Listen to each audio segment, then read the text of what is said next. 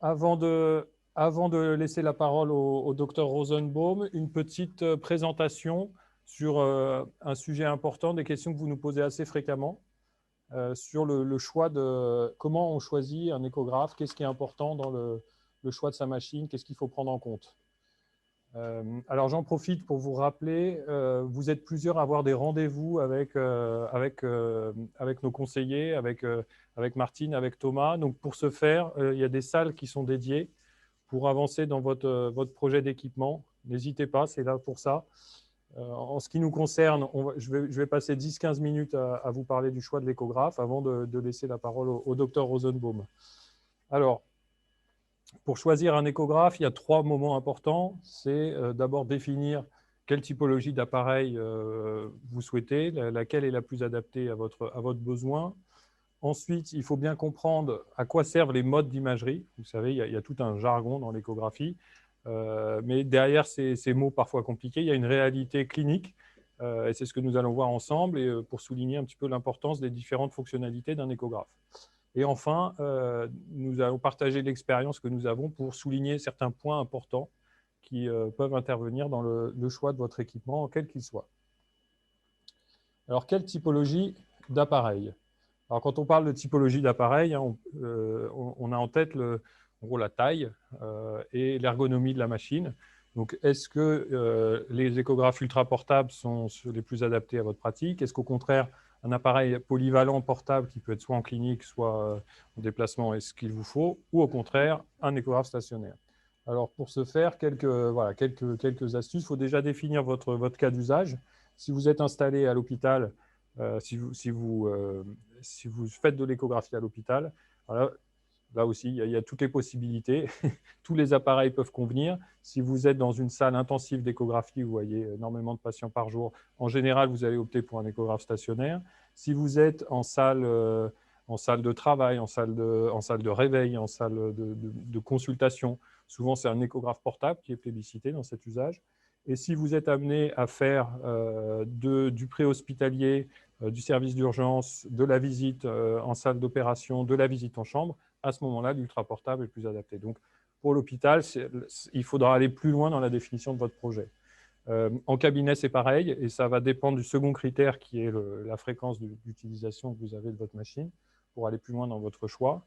En visite, vous avez souvent une préférence pour les ultra-portables, puisque vous avez dans votre mallette votre petit échographe qui est à disposition, mais sachez qu'un échographe portable peut aussi convenir à cet usage, parce qu'en général, ils pèsent 4-5 kg, ils ont des valises qui sont bien conçues et vous permettent d'être utilisés en visite.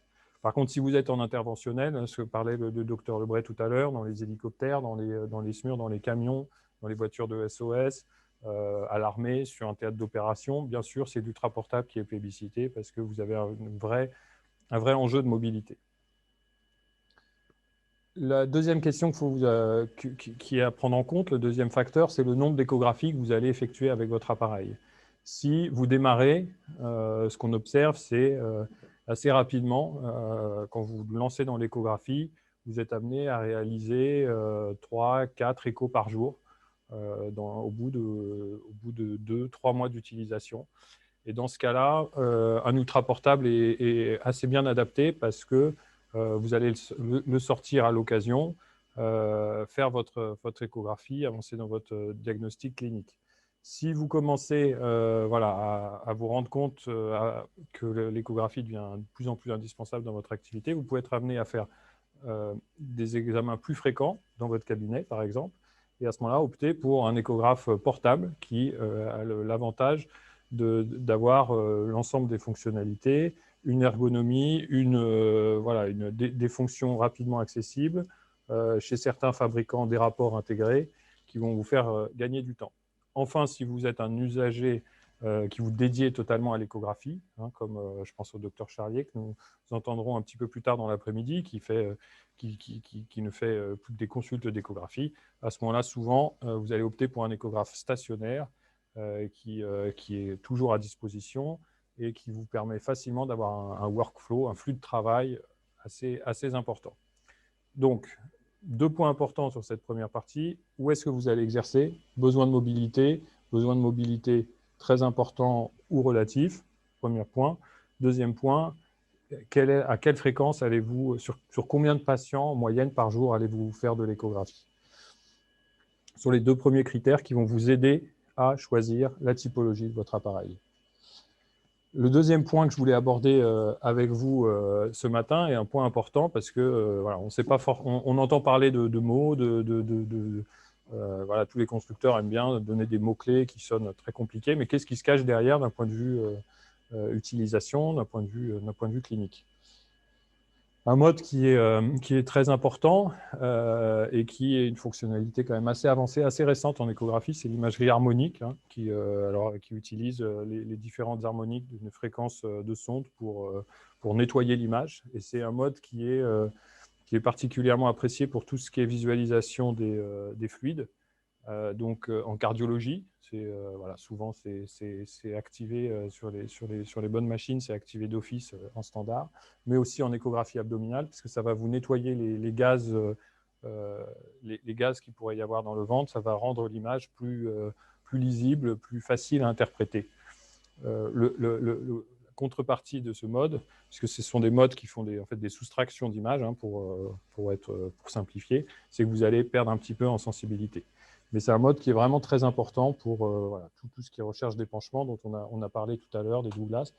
Et dans la démo live que le docteur Lebret venait de nous faire sur le cobaye, vous aviez des images d'abdomen vraiment très contrastées, très belles, très claires, et c'était sur le T-Lite, si je me souviens bien. Et donc, ces images étaient faites en imagerie harmonique par inversion.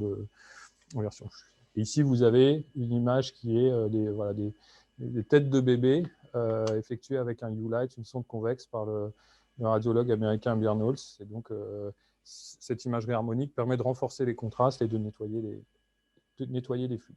Le modem, qu'on a vu tout à l'heure, là aussi, en application pulmonaire. Alors ici, c'est une application cardiaque en hémodynamique. Donc voilà, le modem va vous permettre, en échographie pulmonaire, des recherches de pneumothorax qu'on a vu ensemble, et de faire des mesures cardiaques. Par exemple, ici, calculer une fraction d'éjection sur un ultra-portable. Ensuite, un point très important, et dont nous allons beaucoup parler ensemble cet après-midi, c'est l'imagerie de haute fréquence. Alors pourquoi c'est important que l'échographe que vous allez choisir possède ces caractéristiques? C'est important pour la différenciation des tissus. Donc si vous voulez faire avec votre échographe de l'échographie musculo-squelettique, de l'échographie superficielle, assez fine, vous allez avoir besoin d'une haute fréquence de sonde pour avoir une bonne résolution d'image. Là, pour vous donner une idée de l'image qui est ici, c'est une image qui est assez impressionnante parce que c'est une colonne vertébrale d'un nouveau-né qui est faite avec pareil, avec un échographe ultra portable, U-Light en l'occurrence, avec une sonde 10-18 MHz. Et vous voyez sur la droite de l'image des petits points. Entre deux petits points, vous avez 5 mm. Donc vous voyez la définition vraiment extrêmement fine qui vous permet vraiment de voir les raccordements des muscles, des tendons, en détail, et d'être sûr du diagnostic que vous allez pouvoir faire. Donc ça, c'est une fonctionnalité qui est avancée, hein, mais qui est très importante dès que vous allez vouloir faire de la finesse en imagerie superficielle. Alors, je me suis trompé. Voilà. Un autre... Alors maintenant, on va rentrer dans les Dopplers. Quel Doppler alors, si le Doppler couleur voilà, est important, honnêtement, en France, en Europe, je crois qu'il ne va plus exister d'appareil sans Doppler couleur. Donc voilà, je ne reviens pas trop dessus. Je ne pense pas qu'on puisse acheter encore un échographe sans Doppler couleur. Mais les autres Dopplers sont aussi importants. Et voici les raisons pour lesquelles ils sont importants. Le Doppler énergie est très utile pour tout ce qui est inflammation. Inflammation des membres, inflammation des nodules. Vous voyez, la vascularisation d'une thyroïde ressort particulièrement bien en Doppler énergie, qui va être sensible aux vitesses de flux lentes. Donc, pas besoin d'avoir comme sur une carotide, vous avez un flux très rapide, très pulsé, donc on va privilégier un Doppler couleur. Mais pour tout ce qui est vascularisation, voilà, imagerie de flux un petit peu plus fine, c'est souvent le Doppler à énergie qui est plébiscité. Ici, c'est la vascularisation en Doppler énergie directionnelle sur un Orcheolite qui a été réalisé à l'hôpital Cochin dans le service de médecine nucléaire. Le Doppler pulsé, alors ça c'est très important pour distinguer le flux d'une artère versus le flux veineux, qualifier une sténose. Alors là je repense à l'excellent webinaire que nous avons eu ensemble avec le docteur Charlier qui passait en revue l'alpha et l'oméga de la sténose carotidienne et qui nous indiquait que pour poser un diagnostic de sténose, le Doppler pulsé était indispensable. C'était le seul moyen d'avoir une idée si la sténose était importante ou pas, grâce aux vitesses, au flux qu'on pouvait mesurer en Doppler pulsé. Ici, vous avez un flux cérébral d'un fœtus, pareil, qui est réalisé aussi avec le Ulight et sa sonde convexe par le radiologue américain Jason Bernholz. Donc voilà, c'est un mode d'imagerie qui est important dans énormément d'applications et qui vous permet, sur certaines machines, d'aller encore plus loin que le Doppler pulsé pour faire du Doppler pulsé tissulaire et qui est indispensable pour l'hémodynamique en préhospitalier, monitorer des situations de remplissage, etc., faire des ratios E sur E', E sur A. Voilà, c'est un mode qui est bien d'avoir quand on est en situation d'apporter des soins de premier recours. Voilà, ça c'est une image qu'on avait extraite d'un document qui est réalisé pour la Pitié Salpêtrière en réanimation, où voilà, ils utilisent le Ulight avec la sonde fesse d'arrêt. Ils voulaient savoir comment on mesurait les rapports E sur E' avec cet ultra portable. Alors le troisième point, alors il est marqué 2, mais pour ceux qui ont pris un café et qui nous suivent ce matin, ils ont noté que c'est le troisième point. Voilà, je voulais insister sur quelques petits détails qu'il faut prendre en compte dans le choix de sa machine. Et ce qui se base un peu sur l'expérience que nous avons des centaines de médecins que nous équipons chaque année. On se rend compte qu'il y a une évolutivité de votre pratique. Aujourd'hui, vous êtes peut-être seul en cabinet ou dans votre maison de santé, vous êtes pour l'instant peut-être que des généralistes. Demain, il va peut-être y avoir un gynécologue qui va s'installer, qui va vouloir utiliser votre machine.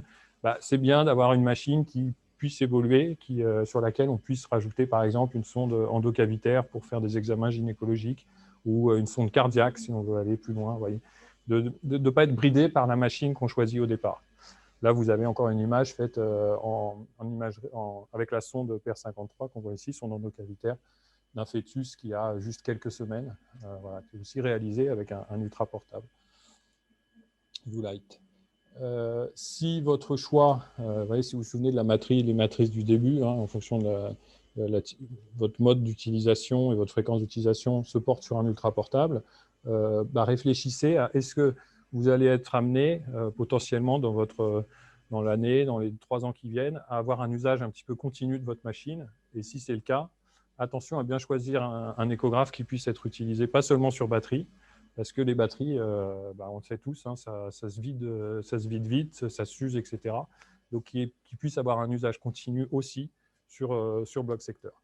Ici, c'est l'échographe ultra portable T-Lite que le docteur Lebray a utilisé tout à l'heure. Et donc, quand il est en configuration usage continu, il peut être sur un chariot, un bloc secteur, et comme disait l'ancienne publicité, toute une grande. À ce moment-là, c'est un appareil vraiment, vraiment polyvalent et un usage continu. Le service, bien sûr, beaucoup de sociétés existent sur le marché, chacune a ses points forts, ses points faibles. Soyez vigilants à l'offre de service qui va avec votre appareil, à la réactivité de votre partenaire. Alors, comment évaluer la réactivité a priori? Un petit conseil, c'est souvent la réactivité commerciale. Si vous contactez un constructeur parce que vous êtes intéressé par une machine et qui vous répond 3 semaines après ou qui vous donne une date dans un mois, soyez vigilants parce que s'équiper d'un échographe, c'est un acte important, une évolution de la pratique. Donc, il faut le faire avec des gens sérieux sur lesquels vous allez pouvoir avoir une relation de long terme. La formation, c'est un point important à prendre en compte dans le choix de votre équipement aussi, parce que certains constructeurs offre, en plus de la machine, une offre de formation pour vous accompagner, que ce soit des formations en présentiel ou des formations en ligne, voire les deux. Si un jour, comme nous l'espérons tous, le Covid nous rendra cette possibilité. Et d'ailleurs, à ce propos, voilà, c'est une illustration du site de l'Académie développé par Sonoscanner qui vous permet de retrouver tous nos webinars. Et nous parlerons cet après-midi avec le docteur Lebray des offres de formation qui existent pour aller plus loin dans l'utilisation de votre machine. Voilà, formation, un point aussi important à prendre en compte. La cotation, si vous êtes amené à vouloir coter un acte d'échographie, parce que vous voyez, vous avez passé 20 minutes à faire une échographie de l'épaule suivant les règles, et il n'y a pas de raison, c'est un acte échographique. Vous voulez coter votre acte, vous allez remettre un rapport avec l'iconographie afférente. Choisissez un système qui vous rende ça facile. Vous voyez, que vous n'ayez pas besoin de bricoler, de prendre l'image à gauche, le texte à droite, de mettre ensemble, de passer une demi-heure. Hein. Le temps, on n'en a plus beaucoup de nos jours. Donc, choisissez un échographe qui ait un rapport intégré, conforme à ce qui se fait en France, hein, qui connaisse le marché français et qui vous fasse comme ça gagner du temps dans votre pratique. C'est un point aussi important. Enfin, la progressivité, ce qu'on observe très fréquemment chez Sonoscanner, c'est votre volonté de vous le mettre à l'écho, de choisir l'ultra portable parce qu'il correspond à votre grille, à votre besoin, et de se rendre compte à quel point c'est passionnant, cette techno, cette pratique, tout ce que ça apporte à votre quotidien. Et vous en faites de plus en plus et vous avez le souhait d'évoluer vers d'autres machines, des machines qui vont vous permettre de faire encore plus d'examens chaque jour, etc. Donc, c'est bien d'avoir un constructeur qui puisse vous accompagner sur 5, 10, 15 ans d'activité avec des équipements qui sont là pour répondre à vos besoins croissants. Voilà, je suis allé vite. On a donné la priorité au live, au direct, aux experts avec le docteur Lebray. Je pense que ça valait le coup, mais voilà, c'était important pour nous aussi de parler de vous donner quelques clés basées de notre expérience sur comment choisir son échographe. Merci à tous.